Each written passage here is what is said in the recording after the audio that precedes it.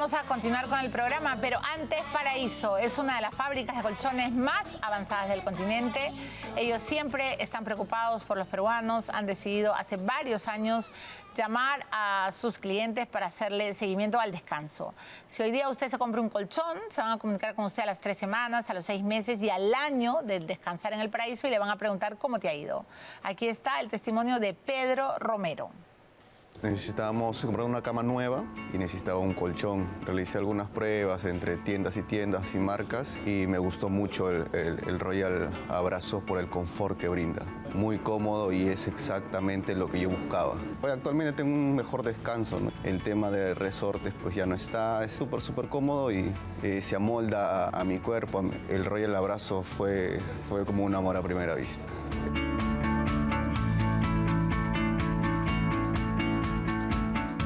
Paraíso además es diferente, tiene un laboratorio de colchones con doble acreditación nacional e internacional. Si usted está pensando en dormir bien, tiene que comprarse un colchón Paraíso. Visite sus tiendas.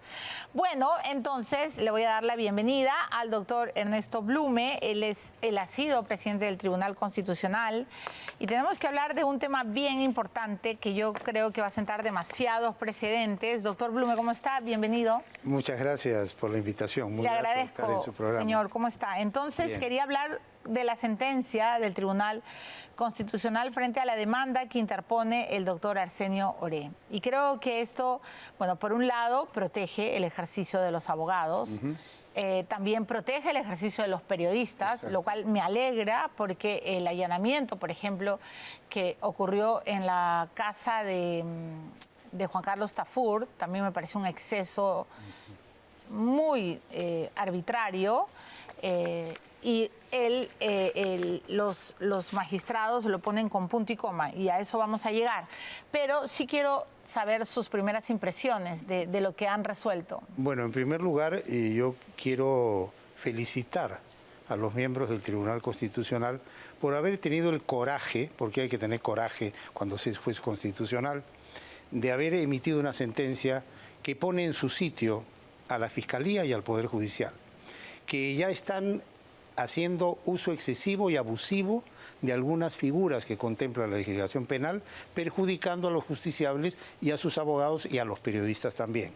Y en este caso se trata de un acto arbitrario provocado por el fiscal provincial José Domingo Pérez, que interpretó que había obstaculización a su labor y él mismo abrió una investigación y luego el doctor Oré apeló ante el fiscal superior y el señor Vela Barba confirmó y dijo la actuación del señor Pérez es absolutamente legal. Sin embargo, hoy el tribunal les ha dicho a los dos que han cometido un acto arbitrario, que se ha violado el debido proceso y la garantía de imparcialidad en sede fiscal. Porque para que un fiscal esté habilitado para iniciar una investigación, debe ser ajeno a cualquier antecedente que se haya producido. Debe conocer en un primer momento, como primera noticia, el hecho imputado y a partir de ahí investigar. Pero José Domingo Pérez pues tenía una larga historia, porque él es el que está viendo el caso Odebrecht. Correcto. Y a raíz del caso Odebrecht, él interpreta que hay actos que tienen que investigarse en perjuicio del doctor Oré y de otras personas. Lo que usted me está diciendo es que el fiscal Pérez, para usar una palabra que todos entendamos, de alguna manera estaba contaminado en el caso y que el allanamiento... Y era parte involucrada. Era parte involucrada. Y el allanamiento a la oficina para usted es injustificable. Y para el tribunal, la actuación de Pérez desde el momento en que él abre la investigación es nula y es nulo todo lo que viene después, incluyendo el allanamiento. Ahora, esta sentencia es muy interesante, es una sentencia relativamente extensa, tiene aspectos muy importantes, pero recoge inclusive principios internacionales que han sido recogidos en, por ejemplo, directrices sobre función fiscal aprobadas por las Naciones Unidas desde el año 1990, en donde se exige que el fiscal debe cumplir sus funciones con imparcialidad. ¿Y cómo puede ser imparcial el señor José Domingo Pérez si él venía investigando el caso Odebrecht y él considera que en ese caso la actuación del doctor Oré implicaba una obstrucción a su labor investigativa? Entonces, lo que dice el tribunal, si había esa situación, eso se ha debido denunciar ante otro fiscal que no esté contaminado, digamos, por el conocimiento previo de toda una situación que lo hace perder la imparcialidad. Y de otro lado, aquí el tribunal ha rescatado una figura importante que es la del secreto profesional. Eso me parece bien importante conversar, porque, a ver, los abogados con estas acciones, incluso hay varios detenidos, han habido, recuerda lo que le pasó al abogado Mateo Castañeda, que él mismo ha denunciado arbitrariedades incluso en miembros de la DIVIAC, ¿no es cierto? Pero a eso quería llegar. La garantía que resulta fundamental para el ejercicio de una profesión que es tan sensible a información, por ejemplo, el derecho y, por ejemplo, el periodismo. Exacto, porque por nuestra función de abogados y de periodistas, nosotros conocemos hechos en la condición de reservados y bajo secreto. Y es tan importante y tan potente esta obligación de reservarnos esa información como secreta, que romper esa reserva constituye un hecho delictuoso. Entonces, eso lo puntualiza claramente el Tribunal Constitucional cuando dice: los mencionados profesionales no pueden ser obligados a confesar sobre los hechos que sus patrocinados les revelen en el ejercicio de su actividad profesional, por estar en cierta forma protegidos más allá de connotaciones deontológicas o religiosas por un mandato de inmunidad. Hay un mandato legal y constitucional de inmunidad. Bajo sanción, dice el tribunal, de ser denunciados penalmente por la presunta comisión de violación del secreto profesional tipificado en el artículo 165 del Código Penal. Es decir, no solamente tenemos que guardar secreto de la información, por ejemplo, ustedes reserva de fuentes, sino que la violación de ese secreto constituye una infracción de orden penal que está tipificada por la legislación penal. Ya, ahora una de las preguntas que cae de madura es qué pasó cuando el fiscal va a IDL, ¿no es cierto? Y el fiscal Rurush, que ya ni siquiera es fiscal, él quería la exhibición de una información que para la Fiscalía, para la doctora Nora Córdoba, si no me falla la memoria, era sensible. Me estoy refiriendo al caso de los cuellos blancos. Entonces, IDL muestra esos audios, 3 me parecen, y luego va Rurush y pide la exhibición de esos audios. Él varias veces ha dicho que eso nunca fue un allanamiento, que eso fue un pedido, una diligencia fiscal para que voluntariamente un periodista muestre lo que tiene y ellos puedan, sobre una nota criminal, iniciar una investigación. Bueno, esa es otra figura, pues, ¿no? Porque esa información aparentemente no estaba cubierta por el secreto profesional y el mismo periodista o el mismo interesado la pone en exhibición. Ahora, volviendo a esta sentencia, aquí se regula el tema del allanamiento. Si el abogado, hablemos de los abogados, está en la obligación de guardar secreto profesional sobre la información que le da el cliente, es decir, sobre los hechos que conoce, los antecedentes del caso, los documentos que tiene, los papeles que mira, y todo esto justamente para armar la tesis de defensa del derecho de su patrocinado. No puede, pues, un fiscal estar metiéndose al estudio del abogado y, como si fuera simplemente una tierra liberada, levantar toda la información y lesionar ese secreto profesional. Ya, pero la pregunta diabólica tiene que ver con el lado del mal. ¿Qué pasa si un abogado, por ejemplo, ¿no? es abogado, en efecto, de un asesino o de un narco, de alguien de un criminal, ¿no? Ni aún así, sabiendo que él tiene todo en reserva, puedes allanarlo. Ni aún así, ni aún así. Y eso es muy claro inclusive en la legislación norteamericana. O sea, los abogados tienen esa cobertura, porque de acuerdo al sistema legal, es el Ministerio Público el que tiene que destruir la presunción de inocencia, tener una tesis fiscal, reunir los elementos probatorios y probarla.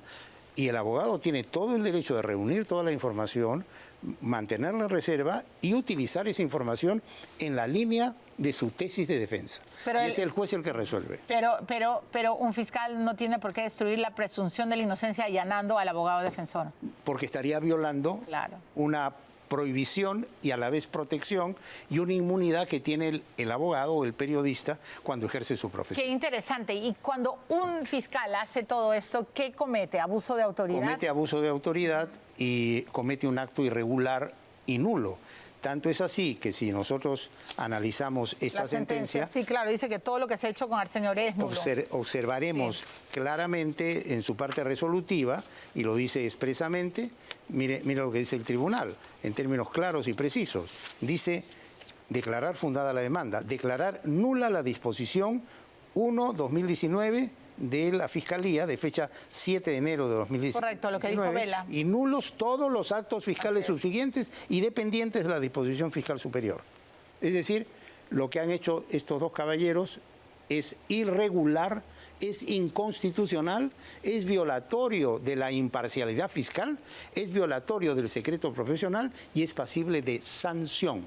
Y eso lo tiene que saber el país. Estos fiscales han actuado fuera del marco constitucional y legal. Bueno, muy bien. Y tengo más preguntas, pero tengo también una noticia de último minuto. Por favor, Rolo, la podemos poner, ¿verdad? Ahí está. Miren, tenemos esta información. El expresidente Pedro Pablo Kuczynski se habría ya inscrito en el partido de Fiorella Molinelli, ¿no? Perú Moderno, me parece, Rolo, el partido de Fiorella Molinelli. Y está Fuerza Moderna, ¿no? Y miren quién está atrás. Ampay Me Salvo, Gilbert Violeta. Ajá. Gilbert Violeta, bueno, ex brazo derecho de PPK, colaborador, llegó a ser congresista, el que le hizo la campaña política a Pedro Pablo Kuczynski, ahora está con Fiorella Molinelli, que está postulando a la presidencia. Hay otra foto, me parece, ahí está la cédula de inscripción de su partido con la firma y la huella digital, ¿no? Firmando su inscripción, PPK se acaba de inscribir al partido de Fiorella Molinelli. O sea que me queda claro, obviamente que Peruanos por el Cambio ya fue, es una cosa histórica, ya, bueno, pues ya nadie, ni Gilbert Violeta lo quiere echar a andar. Y ahora, entonces los ex PPCausas son o se han inscrito en el partido de Fiorella Molinelli, que espero algún día me dé una entrevista, ¿no? Porque la llamamos, pero no acepta. No sé. ¿Cuál será el papel de Pedro Pablo Kuczynski en este partido? A mí me deja sorprendida, me van a perdonar, ¿no? Bueno, sé de la gran amistad y del cariño que la señora Molinelli le tiene al expresidente, eso sí nos consta a todos, ¿no? Pero ¿tendrá algún rol específico? ¿Será el jefe del plan económico, de gobierno? Uno nunca sabe. La gran pregunta ahora, Rolo, es si Mercedes Arauz también se va a inscribir en el partido de Fiorella Molinelli. Gilbert Violeta, por supuesto que está más que sonriente. Ahí él va a ser, de todas maneras, el operador de la campaña política. Me queda más que claro. Y seguramente va a ser candidato al Senado. ¿Apostamos? Puedo apostar, un chifa. Ahora, hablando de apuestas, tenemos que hablar de Vladimir Cerrón y tengo que darle la bienvenida a su tocayo, a Vladimir Padilla, abogado penalista. El tráfico nos ha traicionado, doctor, todos los días. El tráfico es una locura. Le agradezco que haya llegado al canal. ¿Cómo está, doctor? Bienvenido. Muy bien, gracias. Lo veo. Así es. Estábamos comentando la sentencia del Tribunal Constitucional en el caso del doctor Arsenio Oré. Tengo que ir a la pausa, pero sí me gustaría, así de abuelo de, ¿no? Abuelo de águila, ¿cuál es su opinión? Yo creo que el tribunal reconoce y hace notar algo que, digamos, ya de manera constante y yo diría grosera se está haciendo, ¿no? Y es vulnerar sistemáticamente los derechos de las personas, abogados y de muchas demás personas. Y en el caso del profesor y abogado Arsenio Oré, es evidente. ¿Por qué? Porque si bien es cierto, nadie tiene un ejercicio, digamos, irrestricto de sus derechos, lo cierto es que también hay límites, ¿no? Entonces yo creo que en este avatar de lucha contra la corrupción se han cometido varios excesos. No puede ser en ningún país civilizado que un fiscal te cite a declarar y en la puerta de la fiscalía te detengan. O te citen como testigo y te cambien tu condición de testigo a investigado. O sea, es decir, la justicia jamás está para hacer un tema de vendetta ni estrategia. O sea, para eso no es derecho, para empezar, en ninguna parte. ¿Te das cuenta? O sea, en el caso de García le hicieron trampa. Pero claro, o sea, y ahí nadie reclamó. En el caso de Keiko también. O sea, vamos, o sea, hay que decirlo. O sea, no, claro, porque eso es independiente de qué opinión o de qué tendencia política tiene usted. Porque obviamente, y en el caso, por ejemplo, si uno verifica, en el caso del profesor Arsenio Oré, profesor de reconocida trayectoria, uno de los que ha propiciado la reforma procesal penal en el Perú, que lo procesas con tanta libertad, lo estás llevando a juicio con tanta facilidad, vamos, o sea, a cualquiera de nosotros de acá en la mesa nos llega con mayor facilidad. Además, y allana su estudio, además, ¿no? Y allanan su estudio. El doctor Arsenio Oré es un maestro de maestros, reconocido por toda la academia y por todo el foro.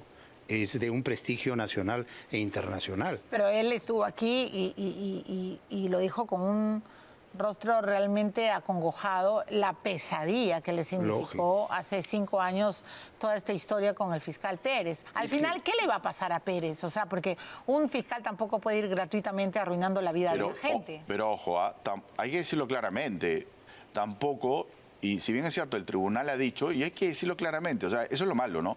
El tribunal ha dicho, oye, aquí yo veo que el fiscal no actuó adecuadamente, las cosas se tienen que retrotraer. Y la pregunta es ¿por qué?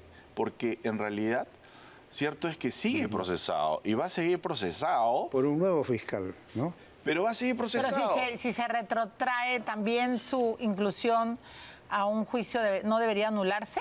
Debería, en realidad lo propio, en mi opinión, es cuál es la conducta que él ha realizado. Si bien es cierto, tal vez haya limitaciones en el TC, lo cierto, ¿qué cosa es?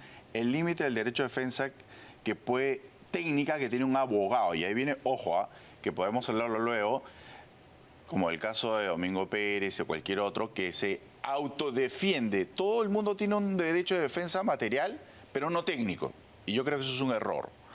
Por esa razón es que se confunde, y por esa razón, como tú decías, en el caso de Jaime Villanueva, se ve como una especie de vendetta que el propio Domingo Pérez se le pare frente a él. Hostigándolo, como claro, y le haga preguntas porque está ejerciendo. Yo, en mi opinión, creo que abusa de eso y creo que no se debería permitir. Por eso sí necesitamos nuevamente recuperar este espacio de un Estado de Derecho adecuado para todos, porque eso no se puede permitir. Esto ya salió de descontrol hace rato y esto no puede permitirse.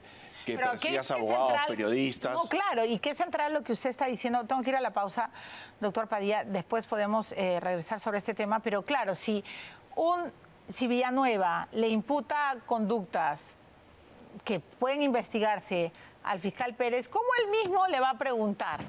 Él mismo ha dicho, me está tratando de autoincriminar, me está hostigando. ¿No debería venir un fiscal independiente a analizar la situación entre ambos? Pero es que ahí, fíjate, es que nuevamente eso parte de la dirección de la investigación que tenga el nuevo fiscal y decirle, a ver, un momentito, señor Pérez, si bien es cierto, usted puede hacer su autodefensa, la pregunta es, ¿cuál es el objeto de sus preguntas? ¿Qué quiere preguntarle a Villanueva antes de tener todo el pliego? ¿O quiere vengarse? Es que tu derecho no es ilimitado. O sea, tú no puedes hacer 500 preguntas y tú vas a pasar todo el mes. No, a ver, ¿cuál es en concreto tu objeto de pregunta? ¿Y quién marca eso? El fiscal de la investigación. Ok, el fiscal de... Y yo quería contarlo. Ya no, tenemos que ir a una pausa, después, doctor, después. perdóneme, Ya, si no, ok. Rolo acá nos pega a Adelante, todos, ¿ah? adelante, adelante. Luego pasa una pelota como la presidenta Boluarte y todos nos caemos. Qué vergüenza todo esto, ¿no? El doctor Blume solo se ríe. Vio, ¿no? La caída, el gato ronrón, todo lo que ha pasado, ¿verdad, doctor Padilla? Los niños deben estar más perdidos con el gato ronrón. No, claro, más que perdidos han estado, pero en fin. Pero es entonada, es entonada. Es entonada, Es usted es un entonada. caballero. Sí, es entonada, pero en falsía, Dios mío. Vamos a la pausa, regresamos y vamos a hablar de Vladimir Cerrón con su ronrón. Ya venimos.